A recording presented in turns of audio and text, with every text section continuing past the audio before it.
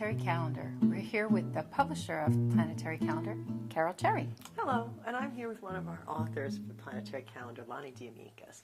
We're here to talk to you today about the astrological aspects for June 2014. That's right.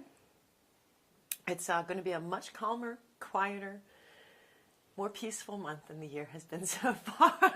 That's the best news I've got for you. We do have Mercury going retrograde on June 7th, which ordinarily people lament, but this one's going to be really important and very, very helpful for us because a lot has gone on between the eclipses in April and the Grand Cardinal Cross that we had in May.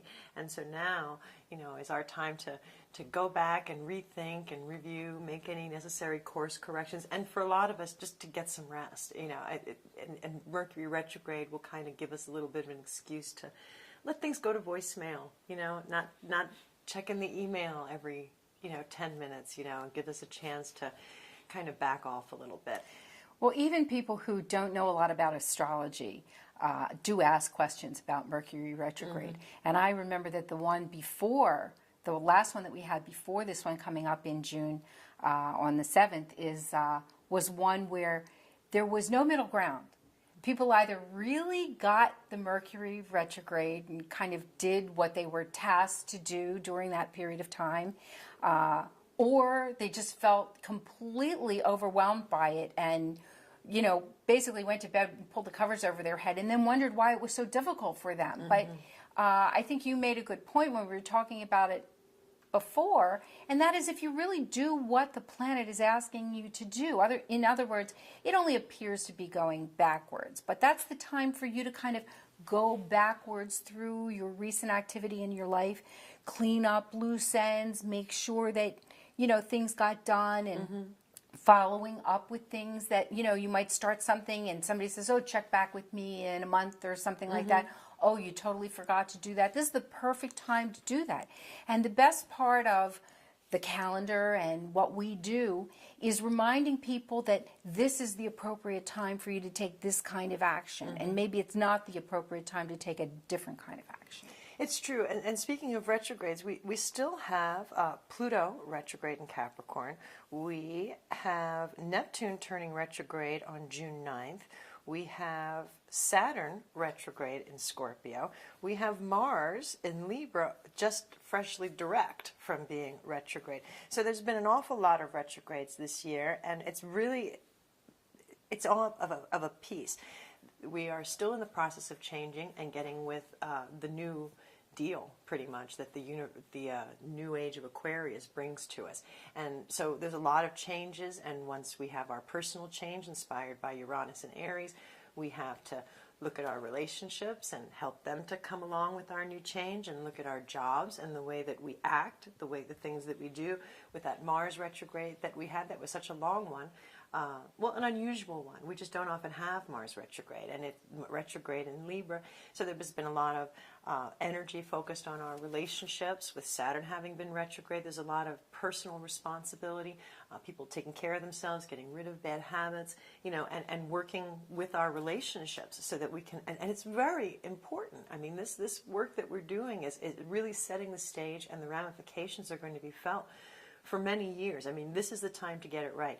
And so when you have Mercury retrograde, that's your chance to take a deep breath, go back and look, review, make sure that you caught all the opportunities, make sure that you have caught up on all of your paperwork and gotten, and you're right where you need to be. You only have 3 weeks. And then once those 3 weeks are over, we all take off and start running forward again. So you want to use that time as well as you can. Now, this time with Mercury retrograde, it's going to coincide with school's ending. And so in addition to our review energy and things, now we have the kids back at home also.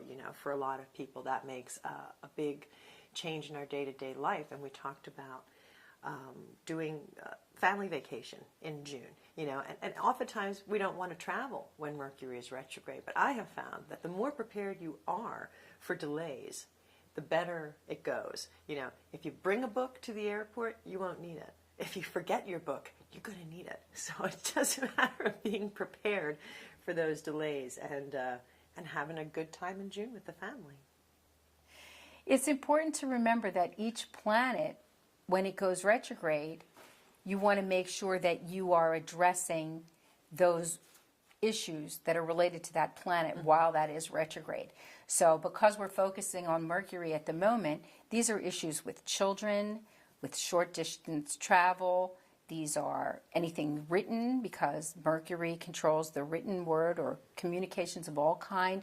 Phone calls, make those phone calls that you were supposed to make, or any kinds of communication issues. But again, you were mentioning all the other planets that go retrograde. I mean, Pluto goes retrograde. It unearths things that you don't really want to look at, that you don't really want to talk about, that are hidden, deep issues. But when it goes retrograde, this is a time to really understand them. If Mars is retrograde, maybe your energy needs to be cooled down, or you need to go back and review something that has to do with your physical body. It's a good time to review your health, because the physicality of Mars gets a chance to slow down and stop running down its battery. You know, Venus, when Venus is retrograde, she's always a little bit retrograde anyway, because she's always kind of thinking about what's good for me, what's in it for me. You know, so Mercury or Venus does retrograde in a kind of a different way. You know, you go a little bit more internal, but you examine issues that are related to Venus. I think Saturn retrograde is one of the hardest retrogrades on most people, because we have to look inside ourselves and examine how we are handling responsibility. Are we really being accountable to ourselves, let alone to everyone else in the world? And when Saturn is retrograde, a lot of times that's a time to take on additional responsibility for how you are out in the world. So, and it's interesting to see too that Saturn is retrograde in Scorpio, which is ruled by Pluto. Pluto is retrograde in Capricorn, which is ruled by Saturn. So that's what you call mutual reception, in that the rulers, you know, are kind of watching each other's houses while the other's on vacation in their home, you know, kind of an idea. And I think that too, that during this time, it's going to be important for us to really think about, you know, a lot of us have had long range plans. You know, this is very important to me. I have this goal, I have this desire, I have this need. But as we go through and life makes its changes, you know, we sometimes need to change that goal. You know, I mean, we think about, oh, I need this, but now all these other things have changed. You know, I don't really need that so much anymore. So it's a good time to get rid of and let go of the things that aren't really serving us anymore. And again, with that Mercury retrograde, has us thinking about it and reassessing and reviewing. So it's going to be a good down month. It's going to be a month of rest. It's going to be a month of reviewing, and as an initial reminder of that, we've put a black box on the calendar on the 7th to remind you that that's the day that Mercury is going to go retrograde. Not necessarily a good day to start a new project. You know, that's what the black box basically means.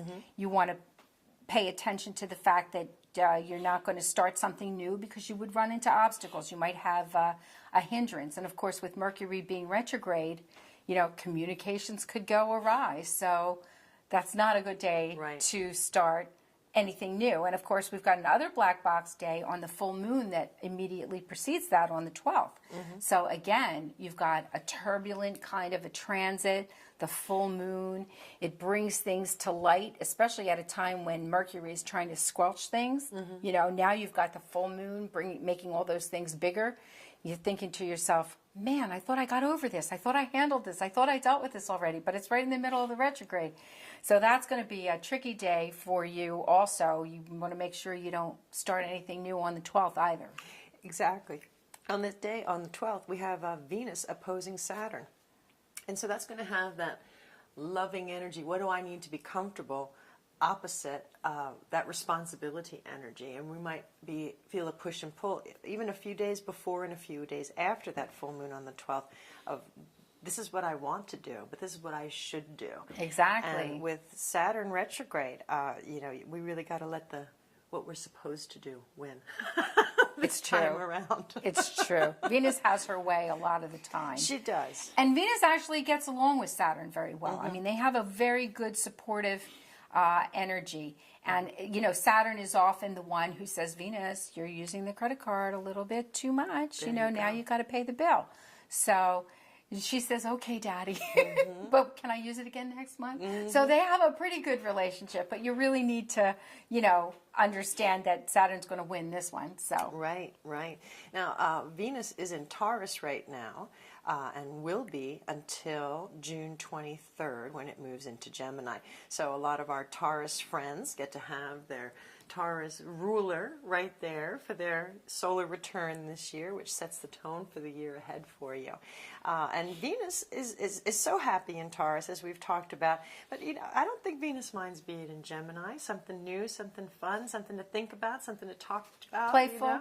Right. Might be a little playing the field, or might be a little flirty, coy. Exactly. Not her usual groundedness, but that's fun, and I think that sounds like a very positive aspect for us. We also have a circle day on Wednesday the 18th, and that's a great day to start new things. And with the moon in Pisces that day, it might be a good idea to start creative things, something that requires inspiration, something having to do with the spirit, although just about anything that day looks like it's going to be a good day with Jupiter sextile Venus. Well, and just to give you some of the calendar details, that Saturn and Pluto are above the number.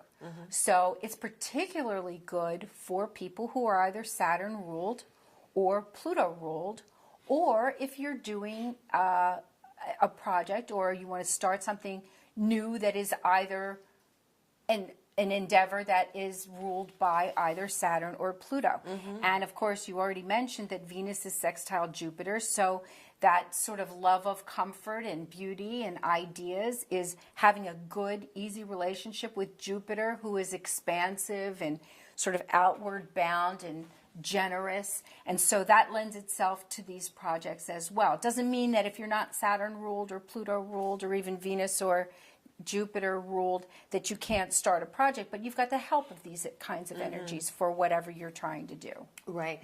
And these energies are best helped when we realize that what's called for is our own inner self, our own fortitude, our own inner responsibility in Saturn's case, acknowledging our shadow side or our deepest desires and our personal needs with that Pluto there. And we just talked about Pluto and Saturn and mutual reception. So those things we might feel it very strongly on the 18th. That's a great day to focus on being responsible and moving forward with our personal. And the fact that they are above the number means that they are also in a good relationship with regard to where the moon is in Pisces. So you get that whole triumvirate. So it's really it's not a bang it out there, Mars kind of, let's get this project started kind of energy. It's rather a great, this is a really good idea, and this is, and we'll be able to get the word out about it. And it's very supportive. It's not like a spectacular starburst that you would get if Uranus or Mars or something was involved in it.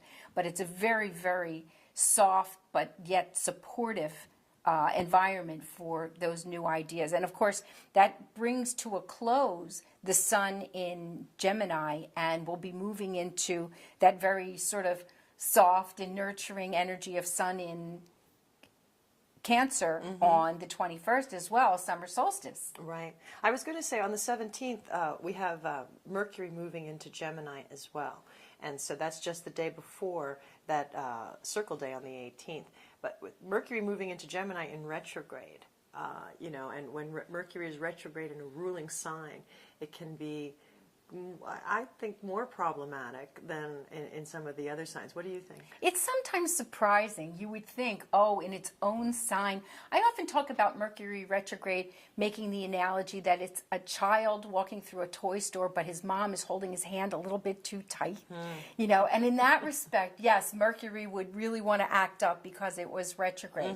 But depending again on what you're doing during the Mercury retrograde, if you've really been sort of following along and saying, right, okay, I needed to check this, I needed to fix this, I needed to get back to that. The fact that it's going back into Gemini for a little while for you to tie that up. If you use it properly, again, it's the astrological weather forecast. You get to decide how you're going to use that energy. Could be good, could be bad. It's up to you to decide and make it so. That's the way. So we've got the sun moving into Cancer on the 21st for our summer solstice, which is a lovely time of the year and a big mark point for astrologers. You know, that's one of the they call them cardinal spots of the seasons there. And so this is our second one of the year as we finish up the first quarter of the astrological year. But even though the sun is moving into Cancer, we still have Mercury in Gemini. We still will have Venus will be moving into Gemini on the 23rd. So there still will be a lot of mental energy along with it. So if there's changes that need to be done with the family, new rules, you know, and stuff like that, you know, really in my place, if I could get the kids out of school and then take them on a vacation and then come back and set the new rules right after that, like the 24th, the 25th, because that's when my kids do that best, after a vacation. It's a great time to change up the rules at home and have the conversations to make that go. But so that might be something that people would like to focus on at the end of the month. Well, and it's nice how June, you know, I mean, it's a chicken or the egg kind of a thing, but June is really the month of children into family, because during the beginning part of the year, the children are off in school and they're like almost little people of their own, you know. And so June is, the beginning part of June is ruled by Gemini, which is the sign of the children, the siblings, you know. And so, but then school lets out.